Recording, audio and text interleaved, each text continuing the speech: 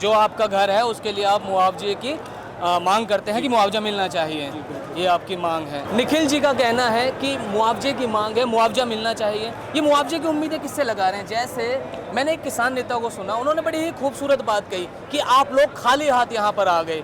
उनकी बात में एक शक्ति मुझे ये लगी कि उन्होंने कहा सबके हाथ में एक एक ईंट तो होनी चाहिए थी, ये बात थी जी। ये बात कैसी लगी आपको? जी, ये बात मुझे बहुत अच्छी लगी कि हमारे समर्थन में दूर दूर से जो लोग आए हैं उन्होंने इतनी बड़ी बात बोली कि एक एक ईंट सब लेकर आते।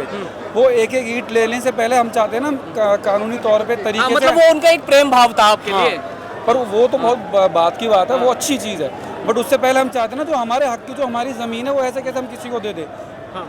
वो तो हमारे हक में रहनी चाहिए ना, वो लिखकर चीज़ें हमारे पास आए कि हाँ। मैं आपके घर भी गया था, रिपोर्टिंग मैंने घर भी करी थी और मुझे अंकल जी भी मिले थे, शायद वो आपके ताऊ जी होंगे, वो मौसा जी हैं। मौसा जी, हाँ। तो मेरी उनसे भी बात हुई तो उन्होंने बताया कि कुछ हमारे घर की ओर जो बुलडोजर का पंजा चला वो कुछ रंजिशन भी था। हाँ जी, ये क्या था ये मामला पूरा? जी ये रंजी से तो आपसदारी में या राजनीति से लगा लो या वो राजनीतिक मामला ही उन्होंने मुझे बताया था। हाँ जी, ये राजनीति मामला ही है। अब हर चीज़ें खुल के नहीं बताई जाती, बस हाँ इतना इशारा बहुत है। ये राजनीति का सारा करा हुआ है जो घर टूटा है हमारा, क्योंकि उसका कोई नोटिस नहीं था ना, उस घर का लिस्ट में नाम था टूटने में, कि हमारे पास सारे डॉक्यूमेंट्स कंप्लीट थे बिल्कुल प्रूफ के साथ। जब फोर्स आई थी तोड़ने, हमने सारे डॉक्यूमेंट्स दिखाए, डॉक्यूमेंट्स उन्होंने नहीं देखे, उन्होंने बोला सीधा ऑर्डर है, टूटेगा तो टूटेगा।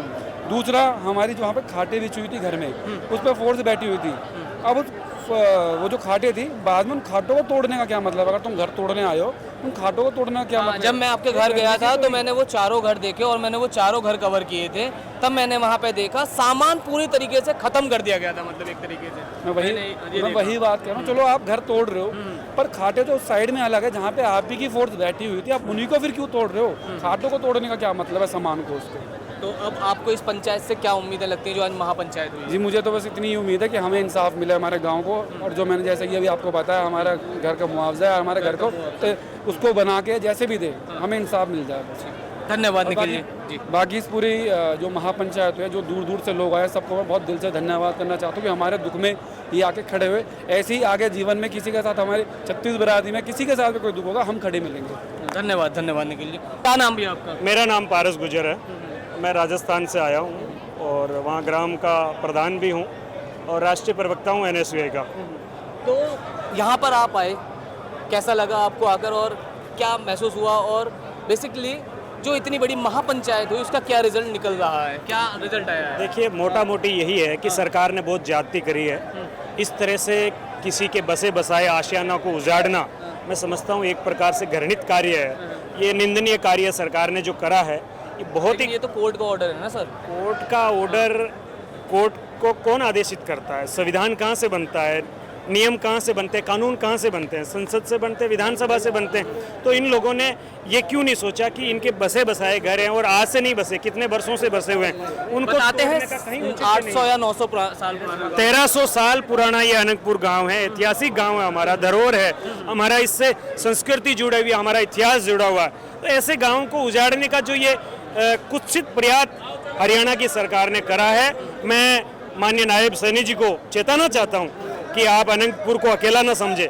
पूरे देश के 36 बिरादरी के लोग अनंतपुर के साथ हैं और दोबारा से अगर आपने यहाँ बुलडोजर भेजने की कोशिश करी तो अंजाम बहुत गलत होंगे, ये सरकार को समझ लेना चाहिए।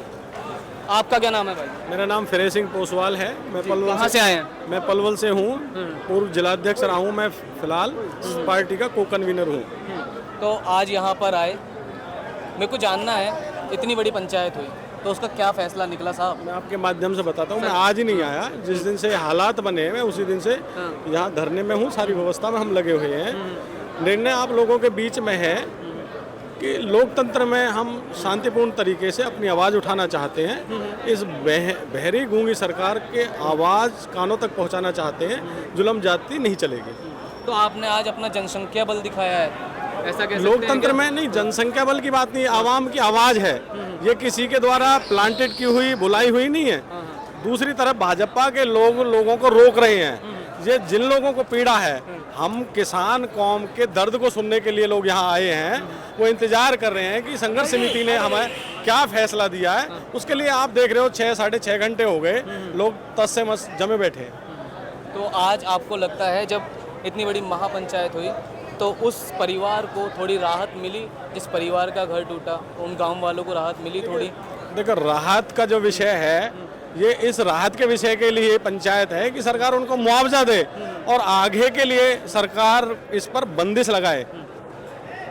ये जो किसान कौम है ना, ये सोई हुई है, ये जागी हुई है, और किसान कौम ज़्यादा इंतजार नहीं करती।